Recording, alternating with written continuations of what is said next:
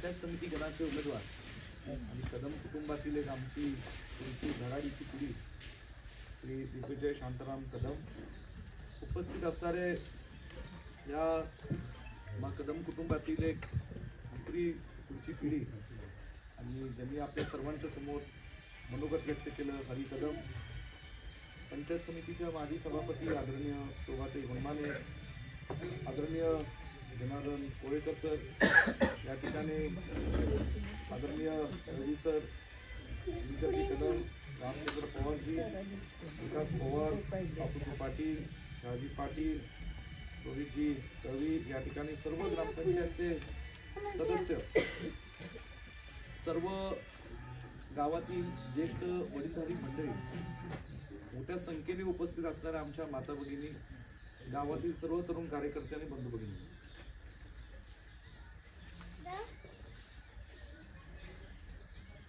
जिल्हा परिषद पंचायत समितीच्या निवडणुकीच्या प्रचाराच्या निमित्ताने आज पाडळी गावामध्ये ही सकाळची आपण एक छोटीशी सभा सर्व कार्यकर्त्यांना आणि ग्रामस्थांना घेऊन जी आयोजित केली, त्याबद्दल सर्व ग्रामस्थांचे आणि कार्यकर्त्यांचे मी प्रथमतः मनापासून आभार मानेन.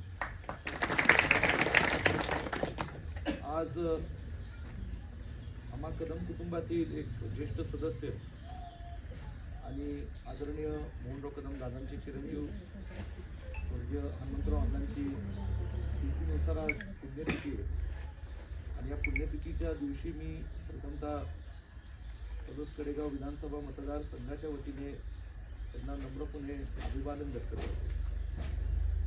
आज खरं हा धावता दौरा पाडळीमध्ये आम्ही अचानकपणे घेतला आणि नेहमीप्रमाणे पाडळी गावात आल्यानंतर जो लोकांचा जोश उत्साह, जे वातावरण गेले अनेक वर्षांपासून वर्षानुवर्ष आम्हाला पाहायला मिळतं, ते आज पुन्हा एकदा आम्हाला या ठिकाणी तुम्ही सर्व कार्यकर्त्यांनी दाखवून दिलेलं आहे. येणाऱ्या 17 तारखेला 7 तारखेला जिल्हा परिषद पंचायत समितीची निवडणूक होणार आहे आणि आपण मतदान करून पुन्हा एकदा पंचायत समितीचा सदस्य आणि जिल्हा परिषदचा सदस्य निवडून देणार आहे. मी आधीच्या सर्व आमच्या गावातील कार्यकर्त्यांच्या आणि खास करून आमच्या सर्व माता भगिनींच्या भावना ऐकल्या आणि दिग्विजय आणि हरी जे म्हणाला ते खरं आहे.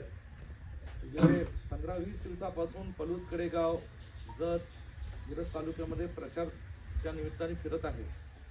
तुमचा प्रचाराचा दौरा करत असताना सर्वात जास्त महिला कुठे बोलल्या असतील तर पाडळी गावात बोलले.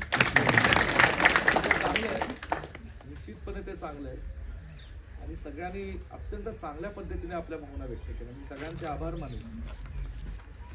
ही जी जिल्हा परिषद पंचायत समिती होती ही मागच्या वेळेस सन 2017ला झाली.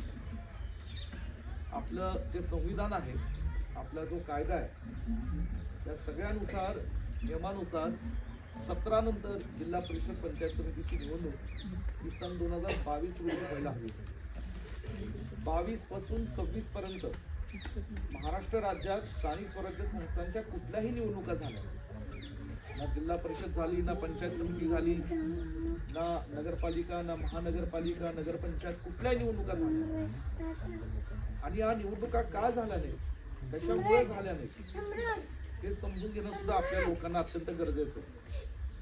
त्या निवडणुका सातत्याने हे भाजप सरकार जाणीवपूर्वक पुढे ढकलत गेले. आज खरं या ठिकाणी 7 तारखेला जरी जिल्हा परिषद पंचायत समितीचं मतदान होत असेल, मागच्या महिन्यात जरी महानगरपालिका नगरपालिकेची निवडणूक झाली असेल, ह्या निवडणुका ज्या होत आहेत ते केवळ सुप्रीम कोर्टाचा आदेश आला म्हणून आज या ठिकाणी महाराष्ट्रात या निवडणुका व्हायला आपल्याला पाहायला मिळतात.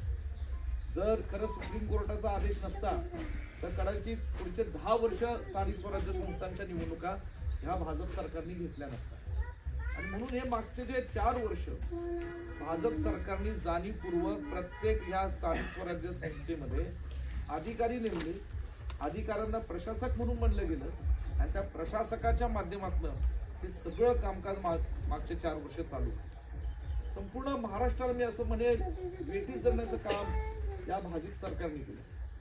हे कशासाठी केलं तर मुळात एखादा निवडून आलेला माणूस आणि विशेषतः तो जेव्हा जनतेतनं निवडून येतो की जनतेतनं निवडून आलेली माणसं भाजपला काही फार पटत नाही, ती आवडत नाही. कशासाठी आवडत नाही? कारण की जेव्हा लोकांमधून निवडून येतात की लोकांचा आवाज त्या ठिकाणी उठवत असतात. लोकांचं ज्या काय अडीअडचणी आहेत, लोकांचे जे प्रश्न आहेत, त्या पंचायत समिती गणातले प्रश्न असतील, जिल्हा परिषद गटातले लोकांचे प्रश्न असतील, हे प्रश्न सातत्याने या ठिकाणी त्या सभागृहात मांडण्याचं काम तिथं निवडून आलेली सदस्य करत असतात. आणि म्हणून आपल्या सर्वांना माझी नम्र विनंती की हे लोकशाहीचा जो मतदानाचा अधिकार आपल्या सर्वांना मिळालाय, जो 7 तारखेला आपण तो अंमलात आणणार आहोत, आणि त्या अधिकाराच्या माध्यमातून पुन्हा जिल्हा परिषद पंचायत समिती आपण आपले सदस्य निवडून देणार आहोत. त्या अधिकारातनं पुन्हा आपला आवाज हा तालुका पंचायतीमध्ये आणि सांगलीच्या जिल्हा परिषदेमध्ये पोहोचणार आहे. आणि म्हणून ही मतदान पहिलं अत्यंत महत्वाचं आहे. तब्बल 9 वर्षानंतर ही निवडणूक होती.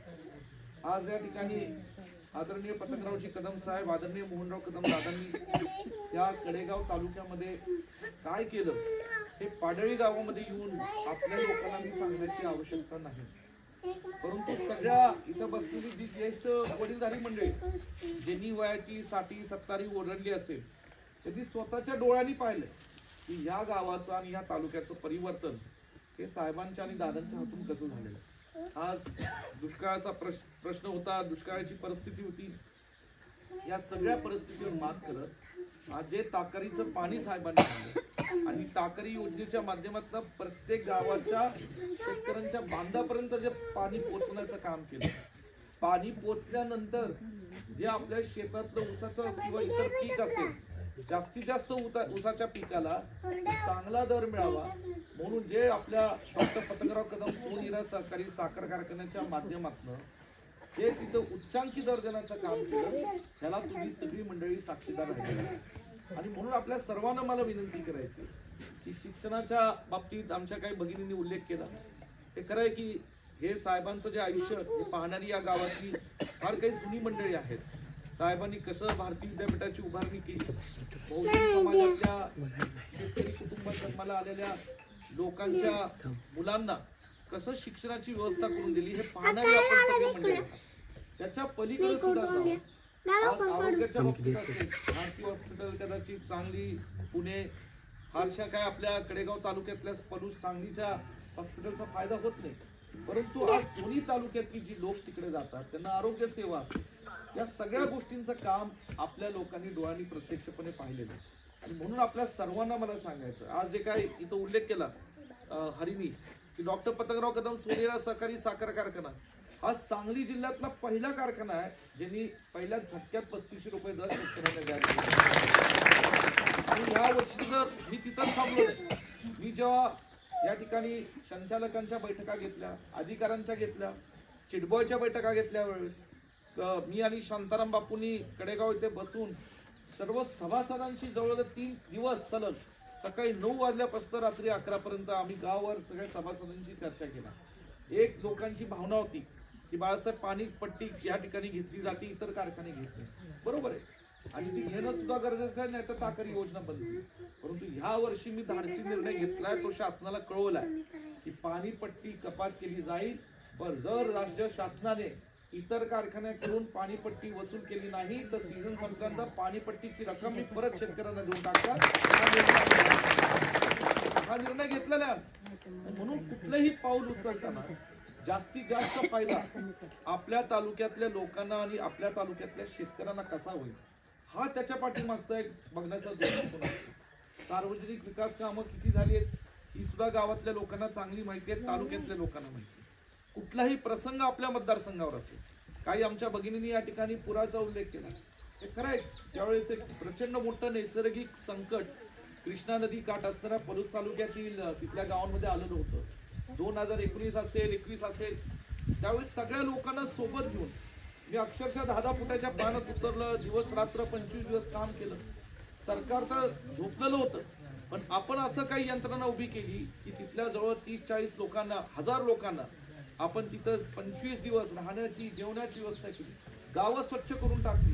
लागेल ती मदत आपल्या भारतीय हॉस्पिटलचे डॉक्टर आणि सगळी यंत्रणा उभी करून दिली. त्याची जाण ठेवली लोकांनी. म्हणूनच विरोधकांनी धाडस केलं नाही आणि 2019ला तुमच्या सगळ्यांच्या आशीर्वादाने जवळजवळ 1,62,000 मतं देखील मी या ठिकाणी या कामाची पोचपावती होती. दुष्काळ असो, कुठलीही परिस्थिती असो, हे कदम कुटुंब आणि काँग्रेस पक्षाचे कार्यकर्ते हे आपल्या पाठीशी, लोकांच्या पाठीशी उभे राहिलेत. याला इतिहास साक्ष. मागच्या 5 वर्षात करोनाचा कालावधी आला, त्याचाही उल्लेख आहे आमच्या भगिनींनी केला.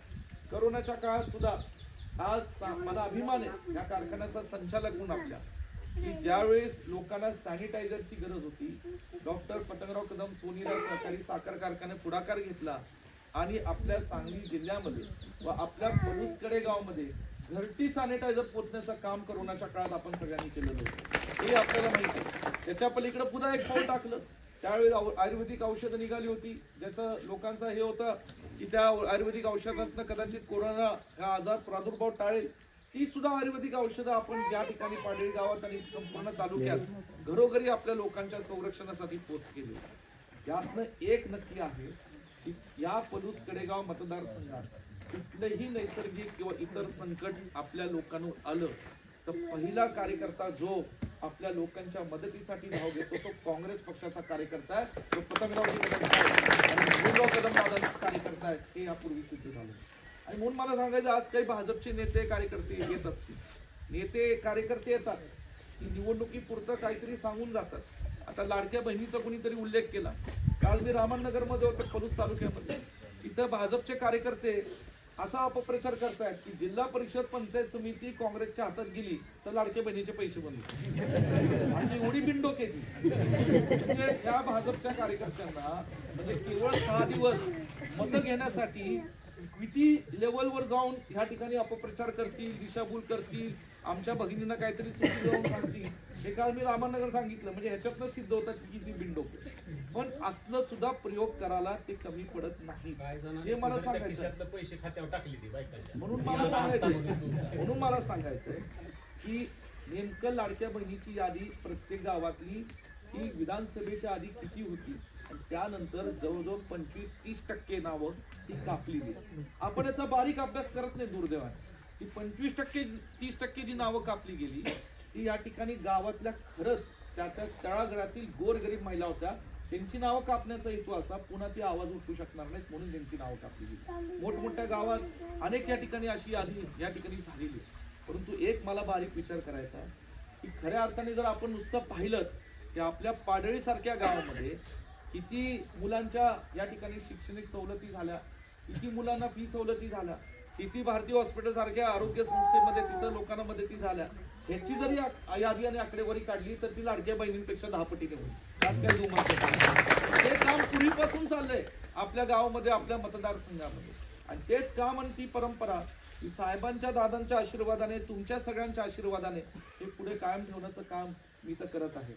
वास्तविक पाहता या ठिकाणी आज मी पाहतोय की महाराष्ट्राचं राजकारण कसं घडतंय तुम्ही बघताय सगळी. म्हणजे मागच्या महिन्यात नगरपालिका, महानगरपालिकेची इलेक्शन झाली. आज खरं या ठिकाणी स्वर्गीय अजितदादांचं आकस्मिक दुःखद निधन झालं.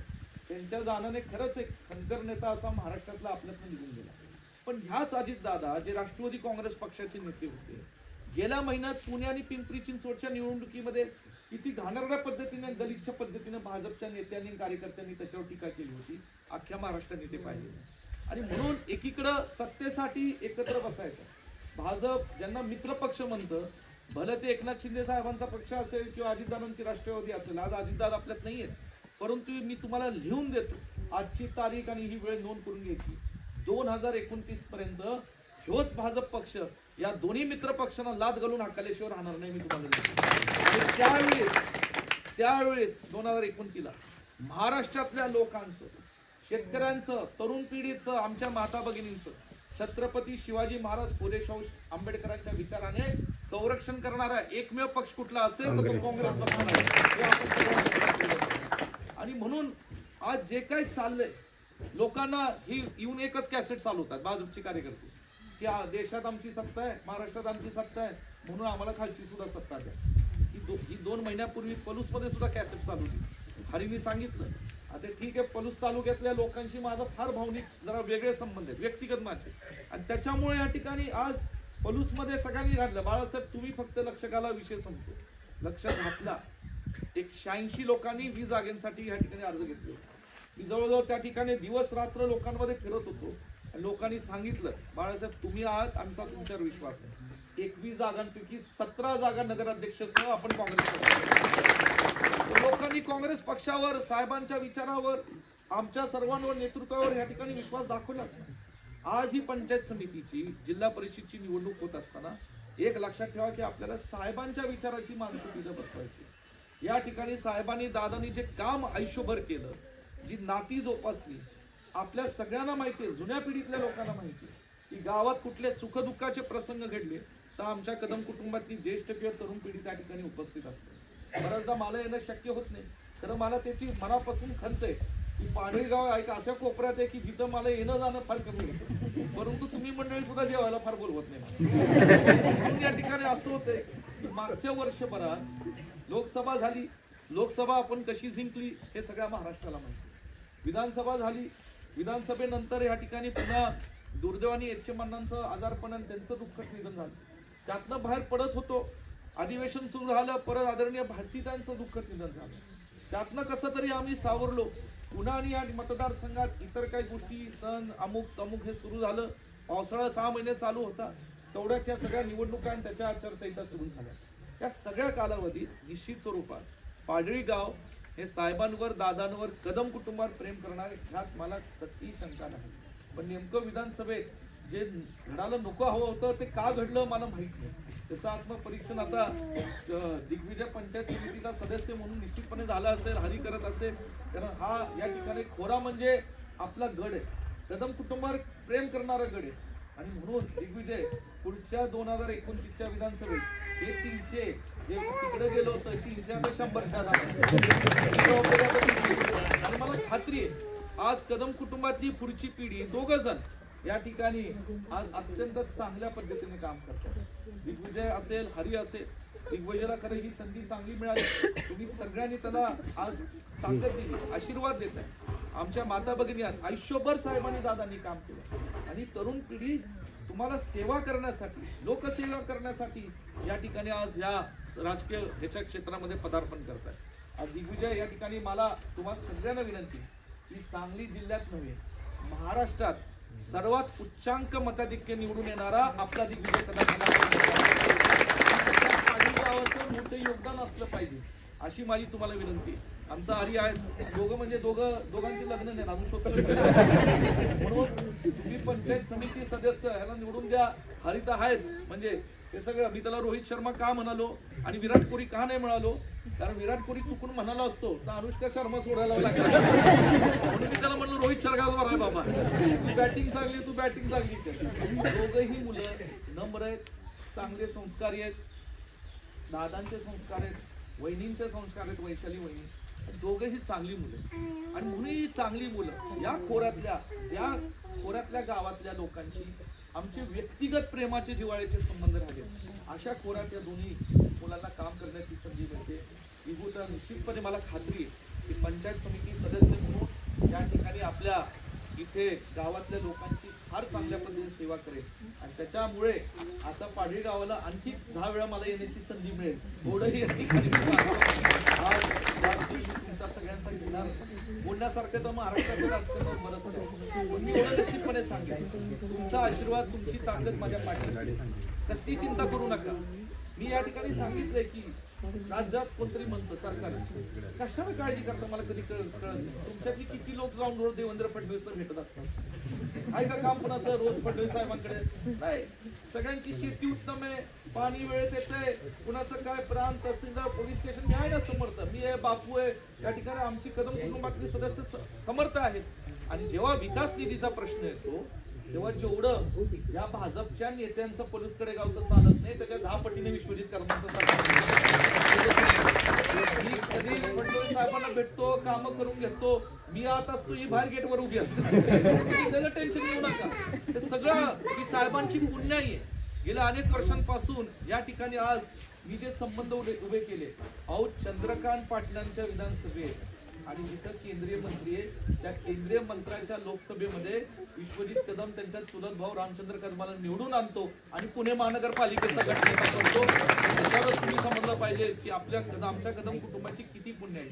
आणि हे सगळं आहे ते तुमच्या आशीर्वादामुळे. तुम्ही जे सातत्याने प्रेम दिले, आशीर्वाद दिलाय, सगळ्या भगिनींचा जो आशीर्वाद आहे, तरुण पिढीची जी साथ आहे, हे त्याची जाण ठेवणारी आम्ही कदम कुटुंब आहे. म्हणून ही सेवा सातत्याने चालू आहे. जे जे करतोय ते लोकांसाठी आणि तुमच्या आशीर्वादाने येणारा काळ सुद्धा त्या लोकांसाठी करत राहू. आणि म्हणून आज ही सगळी आमची ही पुढची पिढी यांनाही आशीर्वाद द्या, त्यांच्या पाठीशी उभे राहा. गावातले काही सार्वजनिक व्यक्तिगत प्रश्न, गावातले कार्यकर्ते, मला कडेगावला आलं, कधी कुणाचे सुखदुःखाचे प्रसंग असतात, लग्न भेटी असतात, ही सगळी येऊन भेटत असतात. कोण भेटत नाही, काही प्रश्न पेंडिंग राहिलेत. आता मला एसटी बसच्या बाबतीत पत्र काही मुलांनी दिलं, बरोबर ना, आणि त्या बसच्या बाबतीत मी तुम्हाला शब्द देतो की हा 9 तारखेचा निकाल झाल्यानंतर येणाऱ्या काही दिवसात या ठिकाणी ही बस सुरू होईल. हा शब्द माझा मी लक्षात ठेवू. या सगळ्या गोष्टी बाबतीत आपण या ठिकाणी आज पाडळी गावात एक इतिहास करूया. सगळ्या भगिनींचं या ठिकाणी मी मनापासून आभार मानतो. थोडं निवडणुकीच्या संदर्भात माझं काही काम चालू होतं, फोनवर पण माझं लक्ष होतं आणि मी सगळं ऐकत होतो. आज मला असं वाटतं की पलूस कडेगाव तालुक्यामध्ये खरं पाडळी गावाची महिलांची टीम आपण चांगली करायला पाहिजे. ती सगळ्या तालुक्यात जर फिरली तर 50% माझं काम हलकं होईल असं मला वाटायला. एवढं चांगलं आज म्हणजे एखाद्या गावात कार्यकर्ते चांगले बोलतात, एखाद्या गावात तरुण पिढी चांगलं बोलत असते, कारण दैनंदिन सहवास त्यांचा राजकारणात समाजकारणात असतो. या गावातली महिलांच्या सगळ्या आमच्या मुलींचं काम आणि वक्तृत्व पाहून निश्चितपणे मला मनापासून आपले आभार मानायचे. गावातल्या कार्यकर्त्यांना नम्र विनंती करतो, आज शांताराम बापूंवर सुद्धा तालुक्याची जबाबदारी आहे. तिकडे जितेश कदम सुद्धा हिंगणगावमध्ये, म्हणजे या ठिकाणी हिंगणगाव गण हा कडेपूर जिल्हा परिषद गटात आहे.